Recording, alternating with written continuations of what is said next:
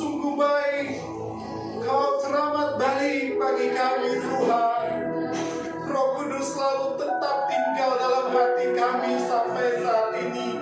Kami tidak mau, kami hanya mengundang Roh Kudus yang hanya bisa pergi dan meninggalkan kami, melainkan Roh-Mu Tuhan selalu ada dalam hati dan pikiran kami. Engkau yang telah ambil alih seluruh hidup kami Tuhan, sebab Engkau punya rencana yang besar atas kami sebagai hamba Tuhan.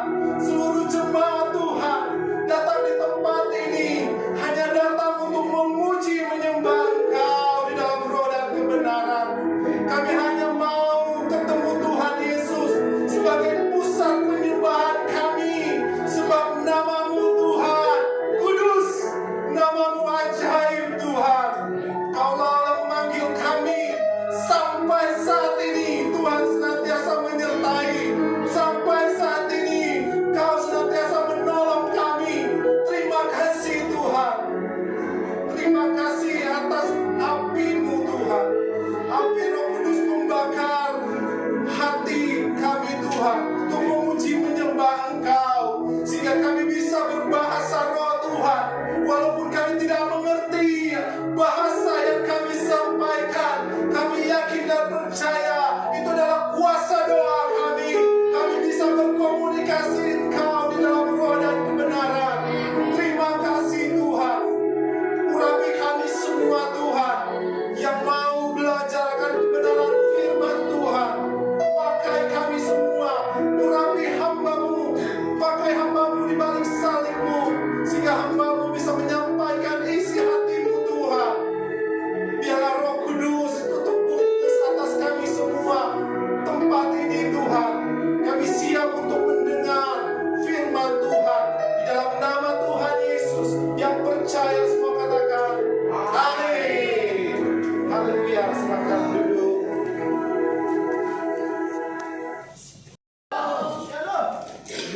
Sudah gagah kah? Ya, sudah kan? Haleluya, puji Tuhan, jangan tegang. Keren. Puji Tuhan. Ya, saya mengucap syukur dan berterima kasih kepada gembala kita JKI Pak Iksan Ferdinand Polopo, walaupun tidak ada dia pelayanan di GBI Bekasi. Jadi dia pelayanan, saya juga pelayanan di sini. Puji Tuhan, nama Tuhan dimuliakan. Amin. Puji Tuhan. Hari ini saya mau berbicara tentang heroes of faith. Haleluya. Katakan heroes of faith. Heroes of faith. Pahlawan iman. Sampaikan ke kiri dan kanan dalam pahlawan iman. Luar biasa, pahlawan iman. Puji Tuhan. Jadi saya berikan tema yaitu heroes of faith, yaitu pahlawan iman. Jadi saya mau pendahuluan dulu ya. Jadi kalau saudara, kita kan pasti tidak mungkin ketika lahir mau punya ayah dan bapak di seperti mungkin Jokowi atau Pangeran Charles. Jadi kita bisa request ketika kita sebelum lahir di bumi ini. Tapi pada nyatanya tidak bisa untuk kita terlahir dalam keluarga yang harus kita tentukan. Oh, Jack Sander Silvan Sampo lahirnya orang Jawa, bapaknya Jawa, Sunda. Tapi tidak, Jack Sander Sampo bapaknya orang Manado, mamanya Kencingan Manado Jawa. Dan harus ditetapkan pada tanggal 20 Juli 1989 di keluarga Bapak Dani dan Ovena Manopo, keluarga Sampo Manopo. Dan disitulah Jack Sander Silvanus harus lahir dan bapak dan ibunya di dunia. Dan firman Tuhan berkata, sejak sebelum dalam kandungan ibumu, aku sudah menentukan. Jadi Tuhan sudah tidak tentukan bapak siapa yang lahir, mama saya, bapak siapa dan mama saya, mama siapa yang kita akan tinggal dan besar. Dan kita tidak bisa memilih di mana keluarga siapa yang harus kita lahir.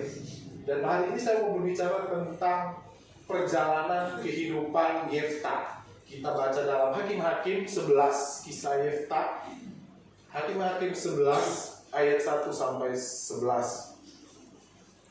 Jadi kitab ini jarang sekali untuk dibacakan oleh jemaat, pasti jarang baca. Karena ayat-ayat ini, pasal ini begitu membingungkan kisah perjalanannya. Tapi ada hal yang sangat unik dan luar biasa kitab Hakim-Hakim ini. Sudah dapat kisah Yefta? Hakim-Hakim 11. Mohon dibantu Ibu Ria untuk Alkitabnya. Yefta dan Gilead. Hakim-Hakim 1 sampai 11. Saya akan membacakan firman Tuhan. Adapun Yefta orang Gilead itu adalah seorang pahlawan yang gagah perkasa, tetapi ia anak seorang perempuan sundal. Ayah Yefta ialah Gilead. Juga istri Gilead melahirkan anak laki-laki baginya. Setelah besar anak-anaknya istrinya ini, maka mereka mengusir Yefta. Katanya kepadanya, engkau tidak mendapat milik pusaka dalam keluarga kami, sebab engkau anak dari perempuan lain. Maka larilah Yefta dari saudara-saudaranya itu dan diam di tanah Tob. Di sana berkumpullah kepadanya petualang-petualang yang pergi merampok bersama-sama dengan dia. Beberapa waktu kemudian Bani Amon berperang melawan orang Israel. Dan ketika Bani Amon itu berperang melawan orang Israel, pergilah para tua-tua Gilead menjemput Yefta dari tanah Tob. Kata mereka kepada Yefta, mari, jadilah panglima kami dan biarlah kita berperang melawan Bani Amon. Tetapi Yefta kepada para tua-tua Gilead itu, bukankah kamu sendiri membenci aku dan mengusir aku dari keluargaku? Mengapa kamu datang sekarang kepadaku pada waktu kamu terdesak? Kemudian berkatalah para tua-tua Gilead kepada Yefta, memang kami datang kembali sekarang kepadamu. Ikutilah kami dan berperang melawan Bani Amon, maka engkau akan menjadi kepala atas kami, atas seluruh penduduk Gilead. Kata Yefta kepada para tua-tua Gilead, jadi jika kamu membawa aku kembali untuk berperang melawan Bani Amon dan untuk menyerahkan mereka kepadaku, maka akulah yang akan menjadi kepala atas kamu. Lalu kata para tua-tua Gilead kepada Yefta, demi Tuhan yang mendengarkan sebagai saksi antara kita, kami akan berbuat seperti kamu, seperti katamu itu. Maka Yefta ikut dengan para tua-tua Gilead. Lalu bangsa itu mengangkat dia menjadi kepala dan panglima mereka. Tetapi Yefta membawa seluruh perkaranya itu ke hadapan Tuhan di Mispa. Pujilah nama Tuhan. Kalau kita membaca dalam kitab Hakim-Hakim ini, kitab Hakim ini merupakan bagian dari kelompok kitab-kitab sejarah. Jadi kita hari ini bertopik tentang pengalaman hidup Yefta dan ada pengajaran. Kenapa saya berbahas tentang kitab Hakim-Hakim? Karena kitab ini berbicara tentang perjalanan nabi-nabi di masa perjanjian lama. Karena apa? Perjanjian dan perjanjian baru tidak bisa dilepas, karena itu adalah satu paket. Dan itu adalah karya Tuhan, pekerjaan Roh Kudus atas kehidupan orang-orang perjanjian lama. Dan kitab Hakim-Hakim adalah kitab, yaitu kitab nabi-nabi. Dan kenapa disampaikan bahwa kitab Hakim merupakan bagian dari kelompok kitab sejarah pada perjanjian lama dan juga merupakan bagian dari kelompok dalam bahasa Ibrani Navim, atau lebih tepatnya kelompok nabi-nabi awal pada tanah. Nama Hakim-Hakim merupakan terjemahan dari nama kitab dalam bahasa Ibrani, yaitu Shofetim Har. Jadi yaitu kitab nabi-nabi. Dan ini adalah suatu perjalanan para nabi-nabi tentang pengenalan akan Allah Israel, yang Allah Yehova Jireh. Dan kita mengetahui bahwa kitab Hakim-Hakim bukan bicara tentang penghakiman, bukan saja berbicara tentang penghakiman atau menghukum suatu bangsa atau suku di masa itu, tapi kitab Hakim itu adalah sebagai pengarah bagi orang-orang Israel untuk mengenal Allah. Jadi kalau di depan kita ini ada Pak Utama Ginting sebagai pengacara ya Pak, yaitu penengah, mana yang benar, mana yang salah. Seperti itu juga. Jadi hakim-hakim ditulis, dicatat oleh Nabi-Nabi dan dibuat oleh Tuhan melalui perjalanan, yaitu sebagai pengarah kepada orang-orang yang tidak mengenal Tuhan kembali kepada jalan keselamatan itu, yaitu kepada Israel, agar tidak menyimpang ke kiri dan ke kanan. Dan bukan suatu untuk penghukuman. Kata-kata hakim, kitab Hakim-Hakim ini bukan untuk menghukum, tapi mengarah kepada kebenaran, yaitu Allah Israel. Kisah Yefta dan Gilead seperti tadi. Yefta yaitu mamanya apa? Sundal. Tahu sundal? Kalau di Periuk, kalau malam-malam itu saya lihat, waduh, jablay malam ya, banyak melacur. Dan saya pernah, karena saya bukan sampingan saya juga, dan saya merapat sering kali antar-antar. Semalam juga saya sempat narik, antar juga di Sunter ke klub malam. Pas juga di muka Arta Gading itu ada super klub. Waduh, klub malam lagi, super klub. Waduh, saya bilang, Tuhan, saya hamba Tuhan, tapi saya lihat perempuan ini dadanya terbuka, pahanya, kainnya nggak sampai selesai di atas lutut. Apakah ini berkat atau ini kutub Tuhan? Tapi kan mata saya bisa melihat di depannya. Selamat malam, ke Arta Gading ya, super klub ya. Iya, silakan. Dengan wangi-wangian yang begitu, wah, jarang banget saya cium ibaratnya kan. Tapi itulah yang menjadi tantangan buat saya. Dan puji Tuhan, di situ Yefta adalah keluarga, mamanya itu Sundal, pelacur. Pasti di sini mama-mama di sini nggak pelacur kan? Tidak kan? Semua kudus. Ya, jadi tidak seperti kisah Yefta. Kenapa Alkitab ini mencatat bahwa dengan jelas bahwa Yefta mamanya itu pelacur dan bapaknya seorang yang tersohor, seorang pemimpin di suatu suku, yaitu Gilead, suku Gilead, yaitu orang Israel. Kenapa Alkitab mencatat begitu jelas bahwa Yefta mamanya itu pelacur? Ada rencana yang besar yang Tuhan sampaikan buat saya dan saudara. Ada rencana yang luar biasa melalui kisah Yefta dan Gilead ini. Dalam bahasa Ibrani, kata nama Yefta adalah dibebaskan oleh Tuhan. Jadi nama Yefta yaitu dibebaskan oleh Tuhan. Wow, ternyata Yefta ada namanya, yaitu nama yang diberikan oleh Tuhan sendiri, yaitu dibebaskan oleh Tuhan. Kalau kita lihat di historinya dari Yefta, mamanya adalah pelacur dan bapaknya orang yang tersohor di Gilead. Akan tetapi, apa saudara? Bapaknya nikah lagi. Waduh, maafkan, sakit hatinya. Posisi saya mungkin sebagai laki-laki, sebagai Yefta, sakit hatinya kalau lihat bapaknya nikah lagi. Tapi apa? Perjalanan hidup harus berjalan. Ketika dia hidup bersama keluarga, mama tiri dengan bapaknya dan memiliki adik-adik tiri dan sudah besar, apa yang terjadi? Kita catat, dia diusir. Dia diusir dan keluar menjadi perampok. Dan kalau kita renungkan, kok bisa ya Tuhan tulis catat dengan luar biasa dari perjalanan Yefta menjadi seorang perampok. Nalar kita pencuri kan pasti. Tapi di zaman itu kita harus berbicara tentang histori. Di zaman itu hal merampok itu udah biasa.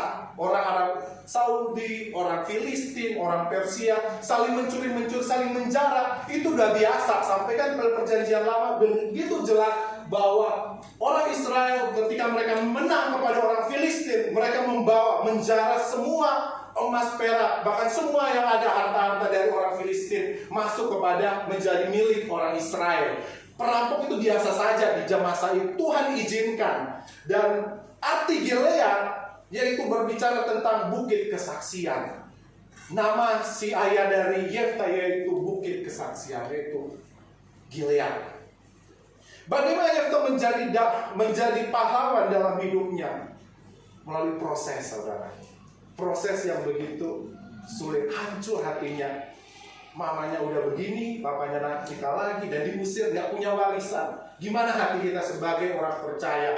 Dan pasti masing-masing ada berapa anggota komsel saya sudah curhat bahwa perjalanan hidupnya, baik keluarganya, anak-anaknya, maaf, jika Tuhan izinkan harus dididik, harus dibesarkan oleh kedua orang tuanya, yaitu oma dan opanya. Seharusnya mamanya yang urus, harus mendidik, membesarkan, tetapi apa? Roma 8 ayat 28, Allah turut bekerja dalam segala hal untuk mendatangkan kebaikan. Proses itu Tuhan izinkan. Jangan takut, Tuhan punya rencana yang besar. Jelas dengan perjalanan ini, Yeftah memiliki semangat yang luar biasa. Yeftah memiliki hati yang tulus, bahwa dia tidak kecewa dengan perjalanan itu. Walaupun dia harus bertumbuh di dalam tengah-tengah orang perampok, pencuri, dan dia menjadi seorang yang gagah perkasa. Dalam ayat pasal 1 itu, ayat 1 itu bahwa dia seorang pahlawan yang gagah perkasa. Bagaimana Yeftah menjadi pahlawan dalam hidupnya? Yaitu ada 3 pengalaman hidup yang bisa kita pelajari dalam kisah Yeftah. Yang pertama yaitu ayat yang ke-7. Kita baca ayat yang ke-7 di situ. Tetapi kata Yeftah kepada para tua-tua Gilead itu, bukankah kamu sendiri membenci aku dan mengusir aku dari keluargaku? Mengapa kamu datang sekarang kepadaku pada waktu kamu terdesak? Yang pertama pengalaman hidup yang bisa kita pelajari dalam kisah Yeftah yaitu hati yang mengampuni. Ketika datang tua-tua Gilead, keluarga besar dari Gilead, kakak beradik, saudara, orang-orang suku Gilead datang ke Yeftah. Mereka mendengar bahwa Yeftah adalah seorang pahlawan yang gagah perkasa, yang gagah, yang ditakuti, panglima di luar Israel, di luar dari leluhurnya yaitu Gilead. Akan tetapi ia memiliki hati yang mengampuni. Amin. Hari-hari ini saya dituntut Tuhan, apa yang saya mau sampaikan hari-hari ini? Oh Tuhan, ternyata Tuhan ingatkan kisah ini, yaitu hari-hari ini miliki hati yang mengampuni. Tidak mudah, saudara, tidak mudah untuk kita mengampuni. 2017, Pak Utama, saudara-saudara semua, itu adalah hal sejarah perjalanan hidup keluarga saya yang sangat menyakitkan. Adik saya yang keempat dibunuh, Pak. Dibunuh, tembus dari belakang, muka bolong, semua leher juga, dan semua. Tapi dia sempat hidup berapa jam, Pak? 6-7 jam lah, udah di IGD. Dia dibunuh dan kami telepon di sini. Dan waktu itu saya ingat banget, ada Ibu Esther sebagai anggota komsel saya bicara bersharing di komsel saya bahwa mengucap syukurlah dalam segala hal. Dan saya bilang, sanggupkah saya dan saudara, saya tantang malam hari ini, waktu komsel itu 2017, malam hari ini, sanggupkah kita untuk mengucap syukur dalam segala hal ketika orang yang terdekat diambil Tuhan dengan cara yang tidak mengenakan? Dan besoknya jam 6 pagi, adik saya perempuan, kami 5 bersaudara, nelpon adik saya yang ketiga sambil nangis. Kak Jack, saya Jack namanya kalau di Manado. Kak Jack, adik saya yang keempat Richard sudah meninggal. Kagetlah kita dan dibunuh. Saya kecewa, hati ini nggak nyaman. Pertama, saya paling benci yaitu Tuhan. Saya paling tidak suka yaitu Tuhan. Saya paling nggak suka sama Tuhan. Saya benci Tuhan. Kok sampai begini yang terjadi Tuhan? Kenapa Tuhan harus ambil adik saya dengan cara begini Tuhan? Saya marah sama Tuhan. Sama kata, sampai saya keluar kata-kata Manado, semua binatang sama Tuhan. Saya kutuk Tuhan saya. Saya posisinya hamba Tuhan di 2017 itu. Posisi saya gembala komsel. Saya hancur hati lihat adik saya dibunuh. Dan kami dengan istri saya, posisi itu tidak ada uang, Pak. Dan besok adalah family komsel Okom. Waktu di GBI Kom 200 harus pelayanan. Kom 300 dengan Pak Ferdi. Saya memutuskan untuk tidak pergi pulang, tapi saya fokus untuk melayani. Walaupun hati ini hancur. Tapi karena Tuhan izinkan, tiba-tiba saya diberkati, Pak ini uang tiket dan uang pulang pergi. Saya dengan istri, puji Tuhan, mujizat terjadi, dan kami pergi sana. Hati saya hancur, Tuhan gimana Tuhan?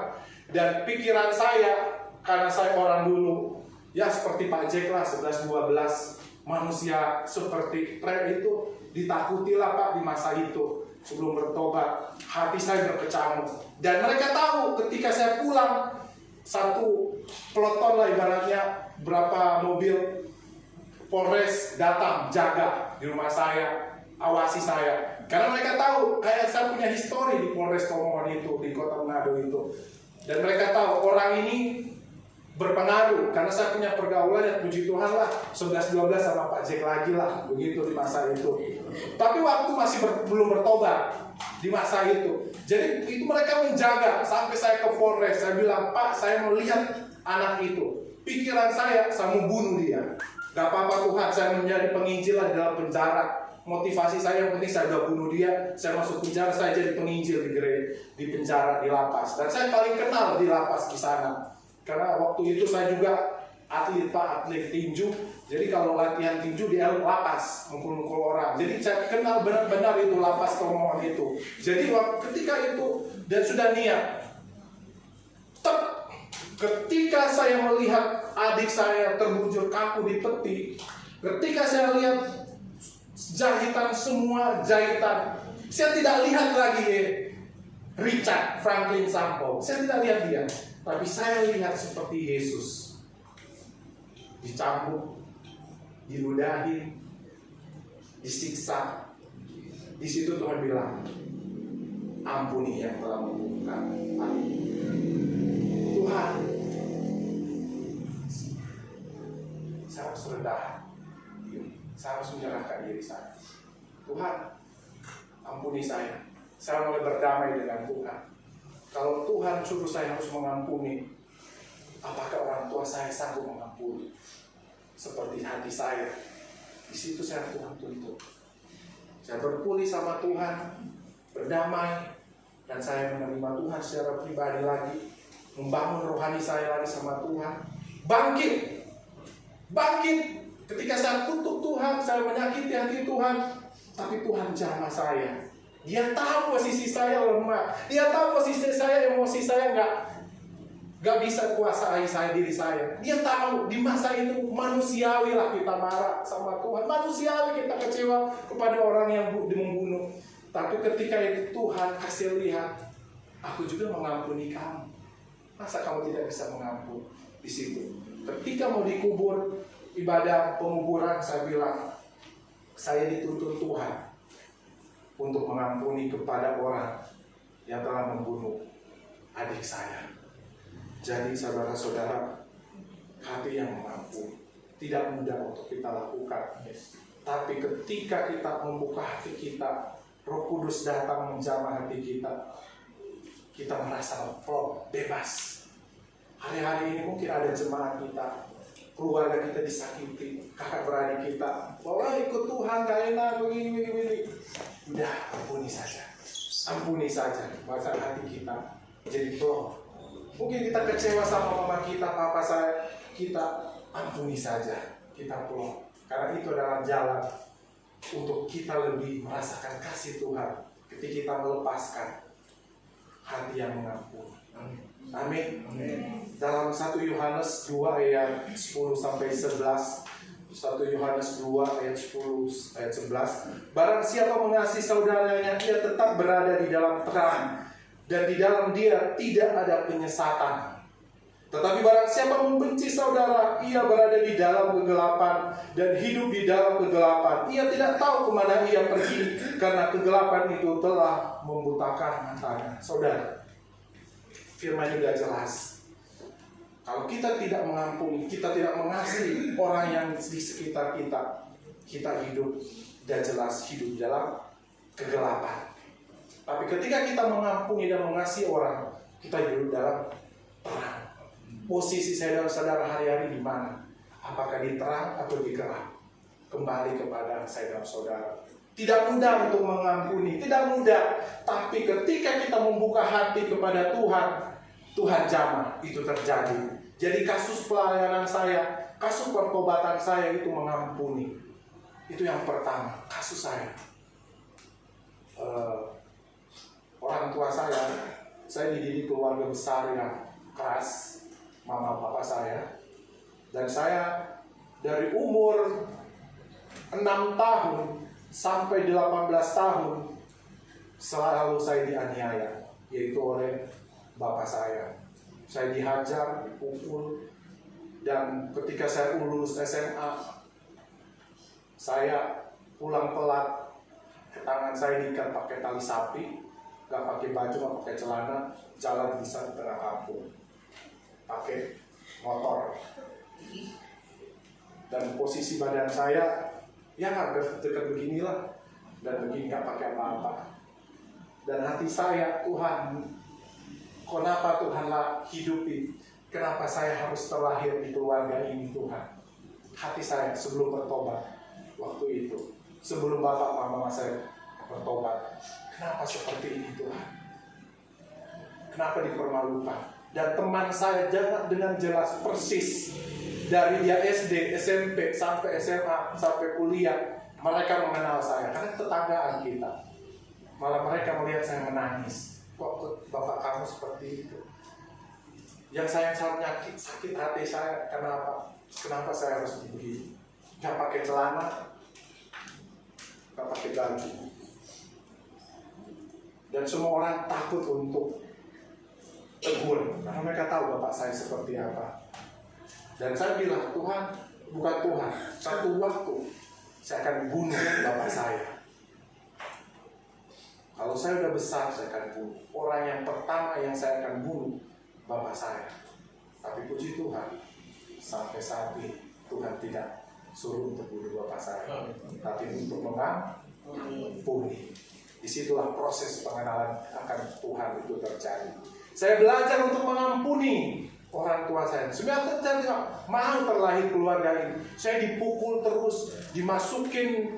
Kita punya kandang babi, jadi di dalam lubang itu penampungan air itu 3 meter. Kalau dia marah, dia lempar ke dalam situ dan dia hajar saya dengan bambu sampai robek-robek begini. Terus lebih parah lagi kalau ada besi panas lagi itu bikin polybag di bekas-bekas aqua buat bikin tanam cabai. Itu dia lihat, dia colok sampai ada tanda sini, dicolok dengan besi mata di pipi saya. Saking kejam, kakak saya digantung di pohon mangga sampai pingsan, dihajar sampai capek. Itu bapak saya sebelum bertobat. Dan kekaitan kami sangat itu. 5 bersaudara kami waktu itu. Tapi ketika saya bertobat, saya sadar bahwa itu adalah jalan dari pengenalan akan Tuhan. Amin. Saya tidak tahu siapa orang tua saya. Saya tidak tahu saya mau lahir di mana, keluarga siapa, marga siapa, darah siapa, daerah suku dan siapa. Saya tidak tahu. Yang pasti Tuhan sudah menetapkan Jack Sanders harus tinggal kepada kedua orang tua saya itu. Harus menderita, harus sangat, dan itu saksi, ada saksi. Tante saya katakan, dia adalah saksi kehidupan saya sebelum mereka bertobat ya. Jadi saya melucuti kuasa kegelapan ini, bukan saya menjatuhin atau mempermalukan keluarga, enggak. Saya menyampaikan bahwa ini benar-benar perjalanan hidup saya. Bagaimana saya harus melepaskan pengampunan itu. Saya malam-malam, karena bapak saya tukang petani juga, tiap malam musim panas harus pikul air sumur dan jarak 300 meter dari bawah naik ke atas rumah, lagi itu posisi di atas. Jadi itu bertahun-tahun sampai emas nenek saya bilang, yang Jawa bilang, nanti kamu jadi pendek, jadi katek karena masih kecil udah kerja keras dididik, dan itu malam, dan kita tidak boleh makan. Kalau pulang sekolah dari SD, SMP sampai SMA, pulang kita nggak boleh makan, kerja dulu baru makan, nanti jam 3 baru kita makan. Jadi posisi itu memang jadi budak ibaratnya, tapi kita nggak tahu kan ibaratnya posisi waktu itu. Karena kita takut, bunyi motor saja, bunyi jejak kaki kita udah ketakutan, begitu. Ketakutan semua. Apa ini Tuhan? Kita nggak tahu waktu itu di masa itu, tapi Tuhan mengizinkan masa-masa yang begitu sangat menyakitkan buat saya. Jadi Itulah yang membuat saya pulih. Saya belajar untuk mengampuni, membuka hati untuk mengampuni sama Tuhan. Tuhan, saya ampuni orang tua saya, aku mengasihi dia. Dan puji Tuhan saudara, saya menunggu pertobatan saya 2008. Dan berapa lama tuh Tuhan bisa menjawab, baru bisa jawab untuk belajar untuk pemulihan keluarga saya, yaitu dari 2008 orang tua baru pulih 2018, 10 tahun baru pulih. Ketika adik saya diambil Tuhan, dibunuh, ketika saya harus alami penderitaan, dan saya dibilang pendeta, saya nggak direstui jadi pendeta, nggak mau. Maunya mereka saya tetap di angkatan, saya nggak mau. Karena saya rindu melayani Tuhan. Tapi akhirnya 2018. Disitulah keputusan saya untuk mengampuni. Disitulah terjadi pemulihan. Bukan soal lamanya itu terjadi pemulihan. Tapi satu waktu akan pulih. Dan puji Tuhan, keluarga saya dipulihkan. Bukan saja keluarga saya, tante saya, om saya, semua dipulihkan Tuhan. Mereka kembali kepada Tuhan, kembali jalan yang benar. Yang hidupnya mereka dulu okultisme. Mama saya juga kan keturunan Jawa, Surabaya, hanya gosok-gosok dikit pakai minyak sama kemenyan. Dia bisa datang arwah leluhur pakai bahasa Jawa, berkomunikasi sama orang leluhur. Luar biasa, jauh dengan pengenalan akan Tuhan. Karena kasih karunia, Tuhan menetapkan, Tuhan izinkan, Tuhan punya rencana. Jack Sanders, kamu harus menderita dulu melalui keluarga. Nanti kamu akan lihat, ketika kamu bertobat, aku memanggil engkau. Saya tidak mau dipanggil Tuhan, melayani Tuhan, tapi Tuhan yang panggil. Dan saya ikut panggilan Tuhan sampai saat ini. Saya konsisten. 2008 saya berterima Yesus sebagai Tuhan Juru Selamat. Sampai saat ini, detik ini, saya tetap konsisten sama Tuhan. Saya tidak mau jatuh bangun lagi sama Tuhan. Saya tidak mau bermain-main dengan Tuhan. Tetap setia melayani Tuhan. Walaupun saya harus susah, apapun Tuhan mau remuk hati saya melalui proses perjalanan pelayanan, tapi tetap saya tidak meninggalkan Tuhan sampai saat ini. Saya belajar untuk mengasihi dan mengampuni. Karena itulah rencana Tuhan yang besar buat saya dan saudara. Amin. Dan kedua, bagaimana Yeftah bisa kita pelajari pengalaman hidupnya itu. Yang kedua, ia melupakan masa lalu. Ada lagu yang berlalu, biar jauh berlalu. Jangan ungkit lagi. Saudara, melupakan masa lalu tidak mudah. Katakan, melupakan masa lalu tidak mudah. Benar, tidak mudah. Melupakan masa lalu tidak mudah. Karena apa? Itu menyakitkan. Benar? Itu sangat menyakitkan. Dan itu berbekas dalam hati kita. Luka. Dari luka batin sampai apa? Luka semuanya. Sampai hancur hati kita. Tapi apa? Tuhan bilang, jangan kita lihat ke belakang lagi. Saudara, kita nggak boleh lihat di belakang. Jangan lihat masa lalu lagi. Jangan lihat itu perjalanan-perjalanan yang menyakitkan saya dan saudara. Jangan lihat itu lagi. Tinggalkan yang di belakang. Yang sol berlalu biar jauh berlalu, orang Manado bilang. Jangan ungkit-ungkit lagi. Begitu juga dalam keluarga saya dan saudara. Kalau marah, ya marah hari ini. Jangan ungkit dari dua kita nikah. Terima Yesus engkau, istriku. Aku terima engkau sebagai Tuhan, sebagai istriku, sebagai Tuhan. Aku terima engkau sebagai istriku. Dan cincin ini adalah bukti cinta kasihku untukmu. Hari itu dan hari pertama, besok berantem, bakalai baku ambe, nana ungkit. Tahun 2014 kita ada kawin, ibaratnya ya, bukan istri saya singgung, bukan. Kalau ada ya bertobat lah, berdua-dua ya istri. Jadi nana ungkit kita dari 2014, 15 cerita lama lagi, carana tua orang Nado bilang, nana ungkit 2016, nana ungkit apa keluarga, nana ungkit apa itu, nana banding-bandingkan. Dan itu terjadi. Padahal Tuhan mau saya dan saudara tinggalkan yang di belakang kita. Amin. Jangan kena ungkit. Kita pekan nakalan zaman dulu. Jangan ungkit, nggak ada kebiasaan dia dulu. Biasa aja itu. Orang Karena itu terkadang jadi pemacu. Akhirnya laki-laki kepala, sakit kepala, gak dengar umur. Nggak ada sampai komanya, nggak ada titiknya. Dan itu realita kan Pak Utama. Dan keluarga kita masing-masing alami begitu proses tiap hari. Jangan kira kita tiap hari menaruh doa, kita selalu bisa jaga hati dan pikiran. Enggak, terkadang itu prosesnya kita. Bagaimana kita bisa menguasai diri saudara-saudara. Lebih sabar, ya mama kita salah, maaf, ya papa kita salah. Jangan mungkin lagi 2013, 2014, 2015. Ini tahun 2023. Sudah dikit 2024. Jadi masa-masa itu jangan mungkin, itu udah berlalu.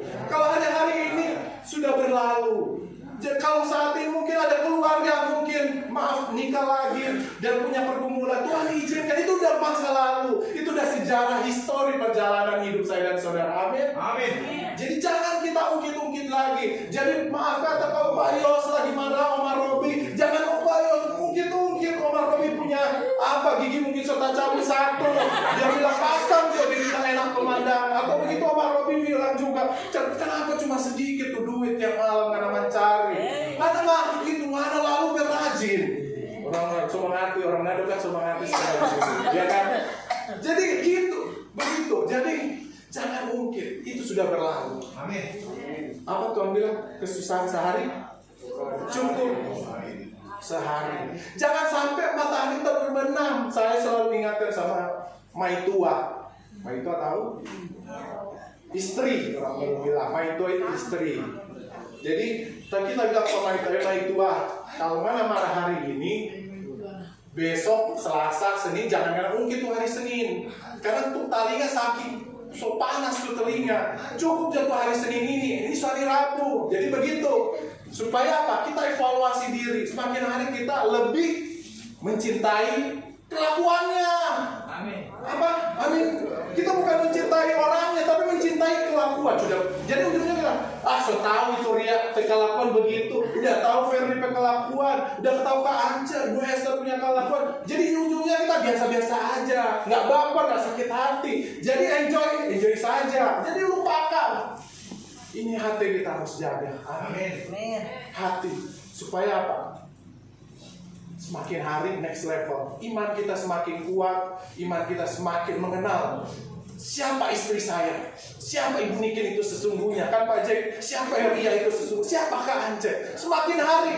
Makanya kan ada hukum pernikahan kan 2 tahun ya Pak. 2 tahun, 5 tahun, 8 tahun, 10, 12, 10, 15, 20 sampai 50. Itu masa-masa dari 1 tahun sampai 3 tahun.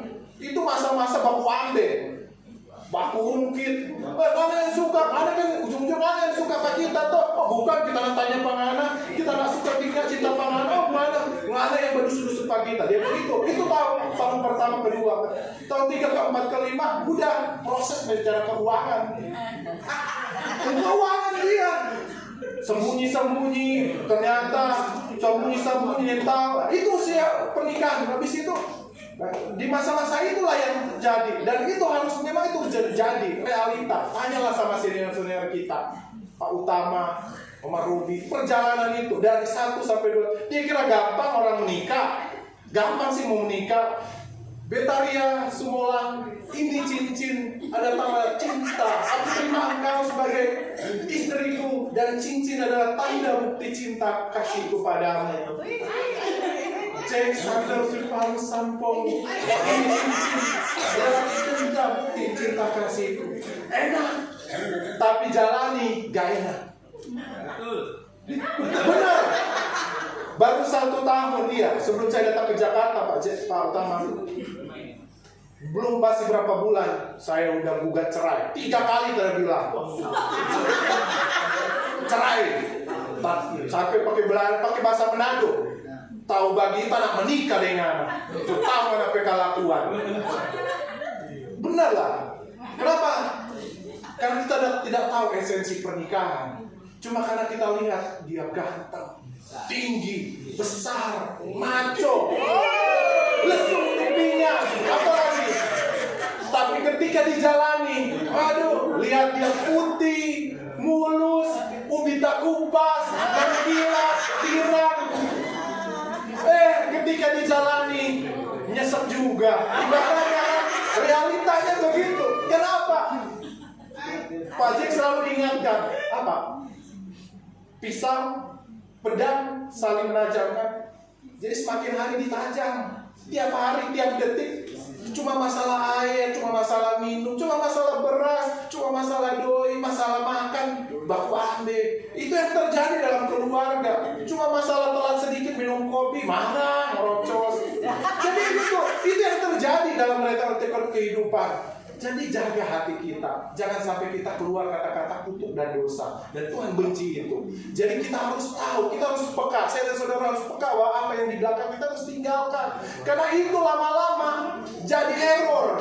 Laptop kalau udah banyak virusnya rusak. Begitu juga kita manusia, kepalanya kecil, CPU-nya kita kecil di belakang. Kalau kita kasih negatif, sakit hati, kecewa, baperan, itu error. Ujung-ujungnya konslet pecah, darah putih naik. Jadi error semua, benar.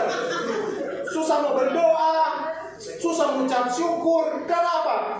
Semua negatif. Kepada istri udah negatif, apalagi kita selama pelayan Tuhan. Istri saja, hari-hari kita dihadapkan dengan istri. Habis itu kedua anak. Itu proses perjalanan hidup kita dan saya dan saudara.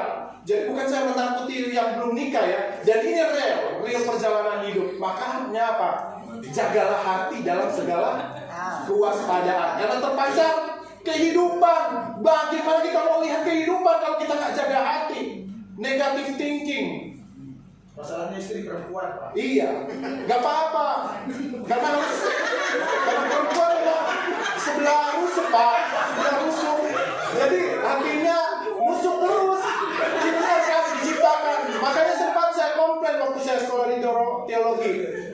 Kok Tuhan ciptakan ambil rusuknya Adam, pakai tanah liat yang lain? Kenapa rusuk? Ujungnya dia merusuk terus. Dia bukan air, sebenarnya.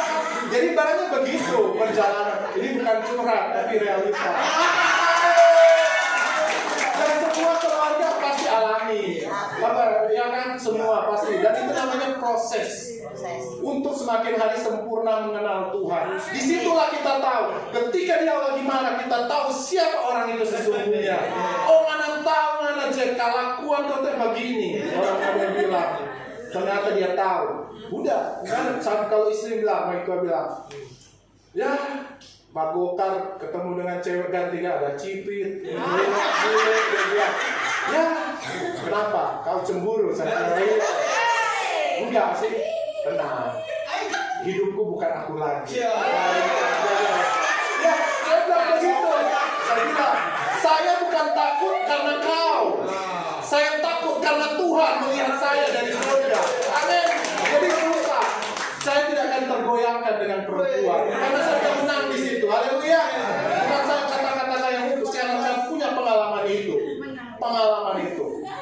Punya pengalaman. Nanti saya di khotbah lain, nanti panjang. Pernah pengalaman itu sampai saya menang. Siapapun, walaupun dia di depan, tapi saya tidak pernah tergoda. Karena saya sudah menang. Karena saya tidak takut karena istri di rumah. Saya takut yang lihat dari atas ke bawah. Itu yang membuat saya takut. Gesek sedikit, matilah saya. Karena mobil. Iya kan? Jagalah hati. Amin. Puji Tuhan. Kenapa yang kita memiliki hati yang luar biasa, saudara? Yang bisa kita pelajari. Yang ketiga yaitu, oh jangan dulu. Ada ini yang seru. Filipi 3 ayat 13. Apa di situ bilang? Filipi 3 ayat 13.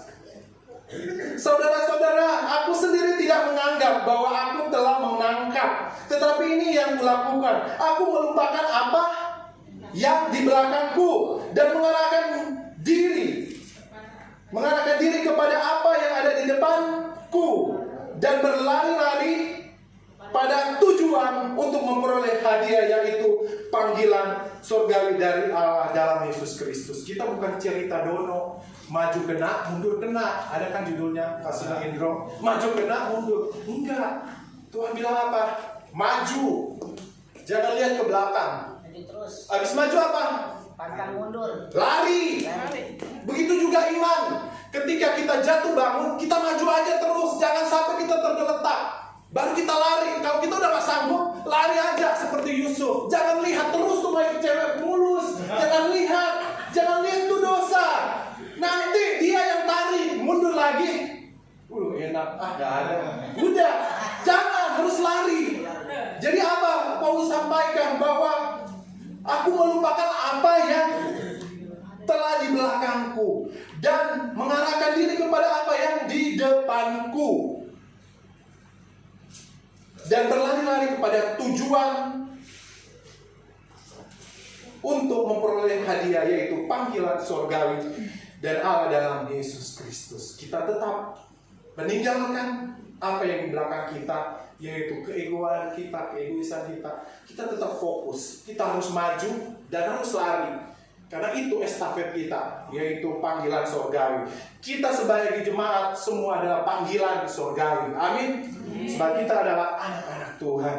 Yang ketiga, yang terakhir, haleluya, masuk dalam hadirat Tuhan. Di situ dalam ayat Hakim 11 ayat 11 berkata, maka kata Yeftah ikut dengan para tua-tua di Gilead. Lalu bangsa itu mengangkat dia menjadi kepala dan panglima mereka. Tetapi Yeftah membawa seluruh perkara itu di hadapan Tuhan. Masuk dalam hadirat Tuhan, saudara. Apa itu Misbah? Misbah yaitu menara penjaga. Misbah itu berbicara tentang mengintai. Misbah itu berbicara tentang menara doa. Yaitu di dalam menara doa, di dalam menara penjaga, menara pengintai, di situ adalah hadirat Tuhan. Amin. Disitulah ada hadirat Tuhan. Yang ketiga, hari-hari ini saya dan saudara, masuklah dalam hadirat Tuhan, yaitu membangun hubungan kita dengan Tuhan setiap hari.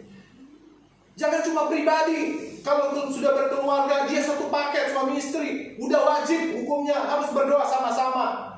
Itu udah wajib. Gak apa-apa sendiri-sendiri, lagi galau, lagi sakit hati, berdoa masing-masing. Gak boleh. Harus sepakat. Kenapa? Ketika kita menjadi suami istri, sebagai suami istri yang sudah disahkan, dimateraikan oleh Tuhan, yang tadinya kita dua, sekarang jadi begini, satu. Kelihatan dari jauh dua, tapi di hadapan Tuhan kita satu. Jadi suami istri ketika kita berdoa, mengangkat pujian dan ucapan syukur, di situ hadirat Tuhan datang, mujizat terjadi. Amin. Disitulah terjadi. Di Misbah segala perkara Yeftah bawa. Dia bukan manusia yang egois. Kenapa dia bisa menjadi pribadi yang gagah perkasa? Dalam ayat 1 sampaikan tadi bahwa dia menjadi seorang pahlawan yang gagah perkasa karena dia membawa segala perkaranya kepada ayat yang ke-11, yaitu di Misbah. Walaupun dia dapat iming-iming oleh tua-tua Gilead, kamu nanti akan jadi panglima atas kami, engkau akan menjadi pemimpin atas kami. Tapi dia tidak langsung, oh yes, siap, saya mau jadi. Oh, zaman-zaman sekarang kalau udah jadikan panglima atau pemimpin, begitu luar biasa. Dia katanya Tuhan, benar nggak Tuhan? Ini dari Tuhan atau tidak? Benar nggak itu berkat ini dari Tuhan atau enggak? Terkadang langsung respon, ini promosi, Tuhan angkat. Padahal segala perkara baik berkat yang kita terima, kita harus bawa di hadapan Tuhan. Yaitu tanya sama Tuhan dengan jelas. Benar gak Tuhan, ketika saya diangkat, dipromosikan sebagai pemimpin atau menjadi pelayan Tuhan, benar-benarkah Tuhan? Atau dalam pekerjaan, ini benar-benar datangnya dari Tuhan. Dia bawa dalam perkaranya itu di Misbah, di menara doa, yaitu hadirat Tuhan. Hari-hari ini saya dan saudara bisa mengenal Tuhan yang benar. Hari-hari ini kita bisa masuk ke dalam poin yang pertama, yaitu bisa mengampuni, bisa meninggalkan apa yang di belakang saya dan saudara. Ketika kita masuk dalam hadirat Tuhan, gereja JKI BTP bisa sampai saat ini karena kita selalu menjaga api doa. Hari Rabu kita setiap minggu kita berdoa. Walaupun kita terus kita aja dia berdoa. Tapi kita tetap membangun hadirat Tuhan itu. Harus ada hadirat Tuhan itu. Harus ada pujian. Ada doa syafaat. Ada pujian dan penyembahan. Harus kita sampaikan buat gereja ini. Sehingga terjadi penuaian jiwa yang luar biasa. Begitu juga dalam keluarga saya dan saudara. Harus bangun hadirat. Sekecil pun apapun itu. Hadirat Tuhan bukan kita harus kunci dalam tempat tidur atau di kamar. Yaitu kita harus membangun roh kita. Setiap waktu, setiap detik kita menyembah. Ku sembah Kau Tuhan. Ku mengangkat tanganku. Ya kita selalu angkat sama Tuhan. Lagi masak, lagi apapun, dalam segala hal, saya dan saudara wajib harus hidup di dalam hadirat Tuhan. Bukan karena hari Minggu saja, bukan karena konser saja, bukan karena menara doa saja, tapi setiap waktu, 24 jam. Saya dan saudara, berapa detikkah kita menghirup udara setiap waktu? Kita nggak bisa hitung, kan? Tarikan nafas keluar, kita nggak bisa. Begitu juga kita di dalam hadirat Tuhan. Setiap waktu kita bangun rohani kita, roh penyembahan, roh berdoa, roh ucapan syukur keluar dalam kehidupan saya dan saudara. Dalam Pengkhotbah 8 ayat 12, Pengkhotbah 8 ayat 12 berkata, walaupun orang yang berdosa dan yang berbuat jahat 100 kali hidup lama, namun aku tahu bahwa orang yang takut akan Allah akan beroleh kebahagiaan, sebab mereka takut terhadap hadirat-Nya. Mungkin kita lihat di sekitar, kok Tuhan, orang ini udah 100 lebih, 80, 90, hidupnya dosa terus. Kok hidup ya? Kok panjang umur ya? Kok nggak komplikasi ya? Kok kita udah rajin di gereja? Jangan banding-banding ke saudara. Itu biarlah begitu saja. Itu suatu cermin buat saya, evaluasi buat saya dan saudara. Tapi dengan jelas bahwa takut akan Allah akan beroleh kebahagiaan, sebab mereka takut terhadap hadirat-Nya. Amin. Kesaksian terakhir. Saya waktu kuliah 2010 ya. 2010 sebenarnya saya tidak tahu apa itu nama berdoa, harus dituntun. Jadi sebelah kanan ada yang penerjemah lah, Bapak kami ucap syukur, ada yang bisik-bisik lah. Karena belum tahu, belum waktu bertobat, belum tahu baca Alkitab, berkeringat, orang Nadu bilang basuan milu, berkeringat, karena nggak tahu, disuruh buka Matius, bukanya Perjanjian Lama, jadi nggak tahu, baca juga udah gemetar, tidak tahu apa-apa. Tapi saya punya hati, yaitu Tuhan, saya ingin mau bertumbuh. Bagaimana cara bertumbuh? Ya, saya bertumbuh melalui apa? Ada ibadah lansia, ada lansia bapak-bapak, ibu-ibu, anak muda, orang tua. Semua ibadah yang berbau pujian dan penyembahan saya pergi di situ. Tapi kelihatannya orang bilang, ya kamu bertumbuh cuma pindah-pindah gereja. Gak apa-apa, tapi kan Tuhan tahu hati kita maunya apa. Di situ bagian kita untuk belajar, untuk mengenal siapa hadirat Tuhan itu sendiri. Yesus itu sendiri melalui hadirat Tuhan. Disitulah saya suka berdoa, belajar baca Alkitab. Jadi dari pelajaran hal-hal kecil itulah yang membuat saya dan saudara tahu siapa Tuhan itu. Kenali Tuhan kita dalam kehidupan saya dan saudara. Mungkin tiap minggu firman Tuhan disampaikan, diingatkan buat saya dan saudara. Hari saya dan saudara untuk menjaga hati kita. Hari-hari ini mungkin saat ini ada yang kecewa, suami istri atau saudara yang menyakiti, atau tetangga atau partner kerja.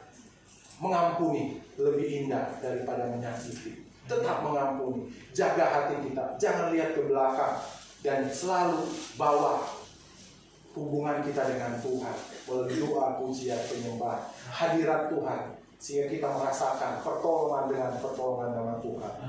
Jadi jadikanlah dirimu menjadi pahlawan iman di tengah keluarga, sehingga mereka melihat kasih Kristus dalam dirimu selalu ada.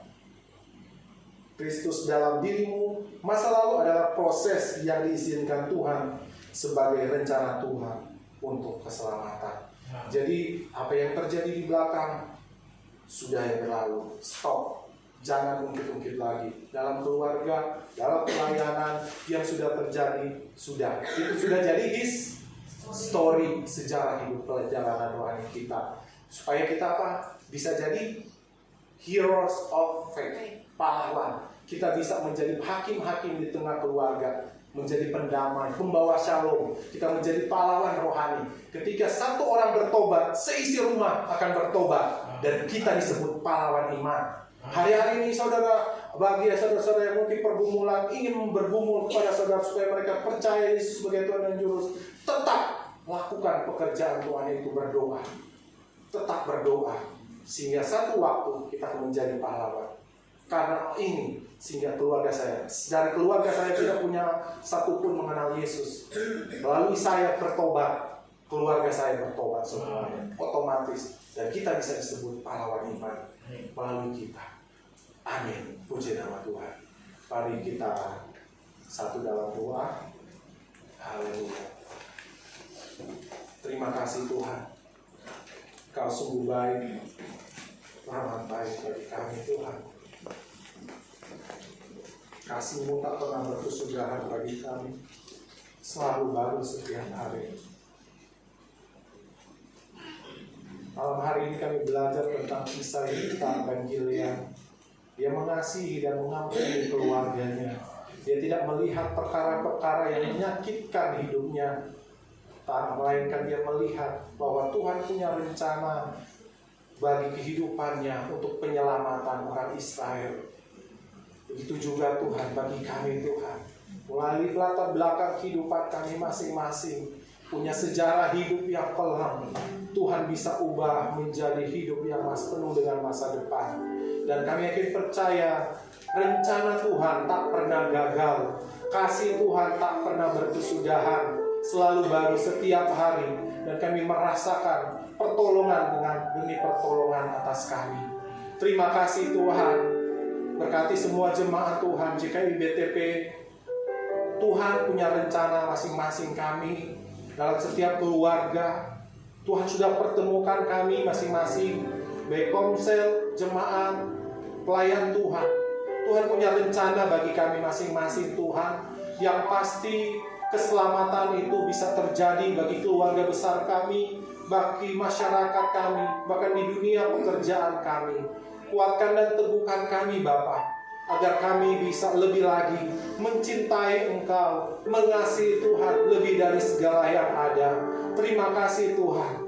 Hamba-Mu selesai menyampaikan firman Tuhan, tapi kami yakin percaya Tuhan, Roh Kudus akan senantiasa mewahyukan, memanteraikan kami di dalam hati dan pikiran kami, agar kami bisa senantiasa mengingat, menjadi rema firman Tuhan yang kami dengar malam hari ini Tuhan, sehingga menjadi kekuatan yang baru atas kami. Terima kasih Tuhan. Segala pujian, hormat hanya bagi-Mu Tuhan. Dalam nama Tuhan Yesus. Haleluya. Amin.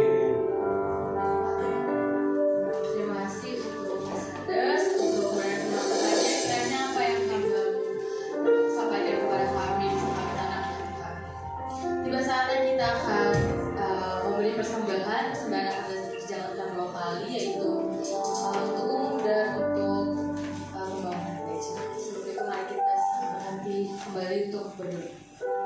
Tuhan terima kasih Tuhan, kami mengucap syukur Bapa atas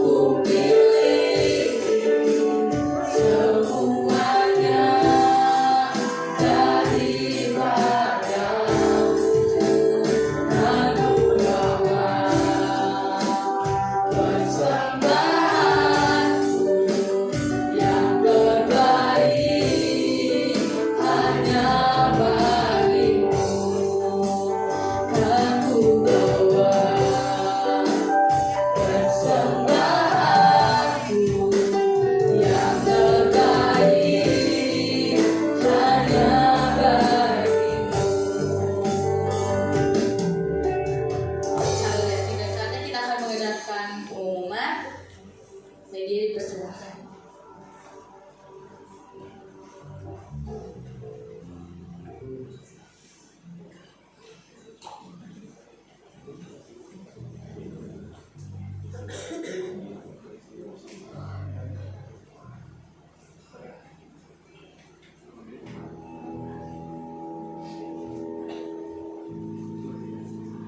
Beberapa komsel yang sudah berjalan sekarang, yaitu Komsel Papanggol, setiap hari Jumat jam 7 malam bertempat di gereja yang diketuai oleh Bapak Zakaria Ginting. Yang kedua, Komsel Love Jesus, setiap hari Jumat jam 7 malam bertempat di gereja yang diketuai oleh Bapak Sanders Nampau.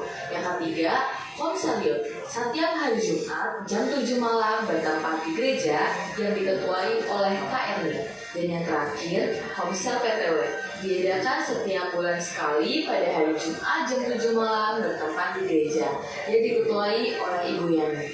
Dengan komunitas ini, gereja berharap jemaat dapat memiliki komunitas yang mendukung dan bertumbuh bersama-sama dalam Tuhan. Bagi jemaat Tuhan yang rindu dilayani dalam pelayanan baptisan, penyerahan anak, bimbingan pranikah, pemberkatan nikah, pemberkatan rumah, kantor, dan lain-lain, pelayanan orang sakit, dan pelayanan kedukaan, dapat menghubungi Bapak Zakaria Ginting atau pelayan Tuhan yang ada. Bagi jemaat yang rindu menabur, dapat mentransfer ke rekening GKI Bethesda Tanjung Priok dengan nomor BCA yaitu 0033221115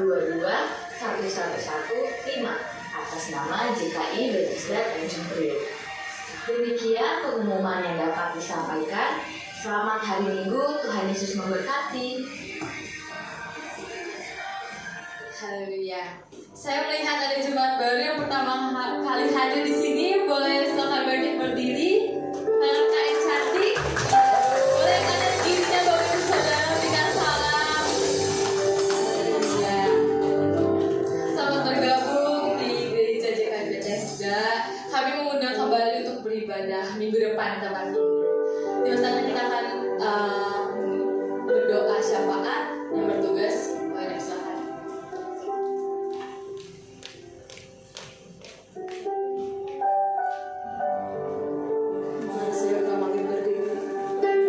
Kita mensaksikan hati kita untuk berdoa. Orang-orang yang menanti-nantikan Tuhan akan mendapat kekuatan baru.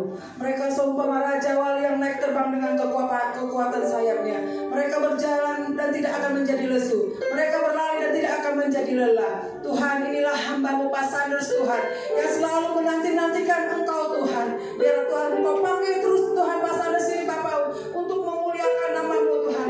Engkau pakai dia Tuhan dimanapun berada menjadi Tuhan Yesus perpanjangan tangan-Mu Bapak. Dan banyak jiwa-jiwa Tuhan dimenangkan olehnya Tuhan untuk memuliakan nama-Mu Tuhan. Hamba-Mu serahkan hamba-Mu ini ke dalam tangan-Mu Bapak. Kami juga menyerahkan akan dua anak Zigen dan Father Tuhan ke dalam tangan-Mu Bapak. Menjadi anak-anak yang takut yang akan Engkau Bapak. Menjadi anak-anak yang luar biasa Tuhan. Hamba-Mu juga serahkan istrinya Ibu Ria ke dalam tangan-Mu Bapak. Biar kesehatan daripada-Mu turun atas Ibu Ria Bapak. Biar Tuhan Kau berkati pekerjaannya Tuhan. Apapun yang dikerjakan yang dirindu-rindukannya hari-hari ini juga Tuhan Kau berikan baginya Tuhan. Hamba-Mu serahkan keluarga Pak Sanders ke dalam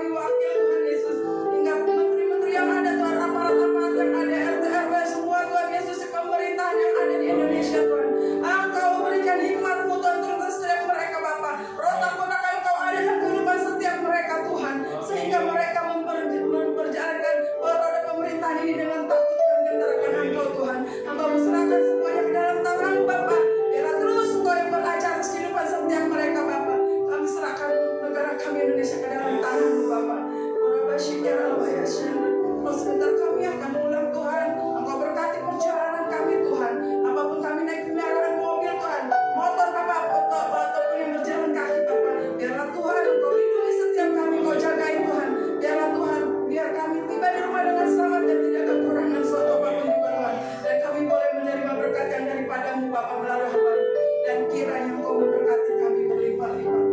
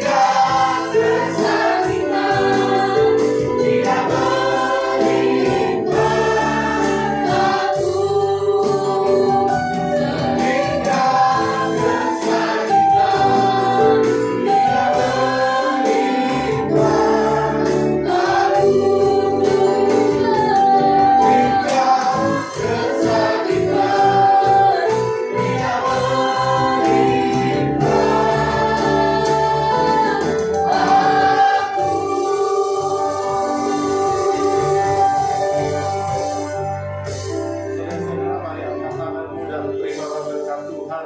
Tuhan memberkati kita berlimpah-limpah. Tuhan menyinari dengan wajah-Nya, memberikan kasih karunia, dan biarlah kasih karunia, damai sejahtera dari Allah Bapa, persekutuan yang manis bersama Roh Kudus akan senantiasa menyertai kita mulai saat ini